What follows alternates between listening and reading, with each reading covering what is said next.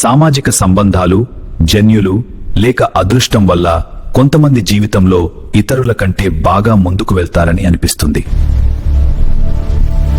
కానీ నిజం ఏమిటంటే వాళ్ళు మనిషి మనసును ఎలా ఉపయోగించాలో తెలుసుకున్నారు.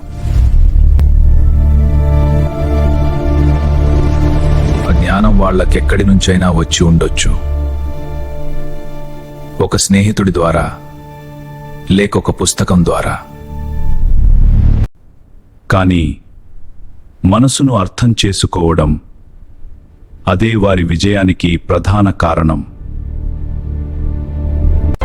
డార్క్ సైకాలజీ గురించి అవగాహన, అదే మనల్ని ఇతరుల నుంచి వేరుగా నిలబెడుతుంది. మనకు తెలియని మనస్తత్వ గాఢతలు ఇక్కడ తెలుసుకోవచ్చు. మన భవిష్యత్తును మార్చే కీ ఈ విషయాలను అర్థం చేసుకోవడంలో ఉంది. చాలామందికి ఇది అంగీకరించడం కష్టం. కానీ జీవితంలో విజయం అనేది అదృష్టం వల్ల గాని లేక జన్యువుల వల్ల గాని మాత్రమే కాదు. అది కాకుండా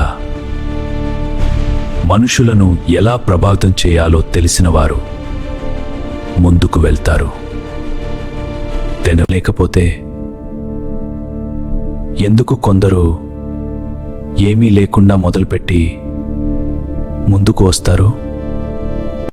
ఈ సిద్ధాంతం ఎందుకు కొందరు విజయవంతులవుతారో పూర్తిగా చెప్పదు, కానీ ఒక విషయం మాత్రం స్పష్టంగా చెబుతుంది. అవును, అది మనకు ఒక మార్గం చూపిస్తుందో, మన జీవితాన్ని మెరుగుపరచడానికి మనుషులతో ఎలా మాట్లాడాలో. అవును, కమ్యూనికేషన్ చాలా ముఖ్యం. అవును, మరియు లిసన్ చేయడం కూడా. ఖచ్చితంగా అది మన లైఫ్లను మెరుగుపరుస్తుంది.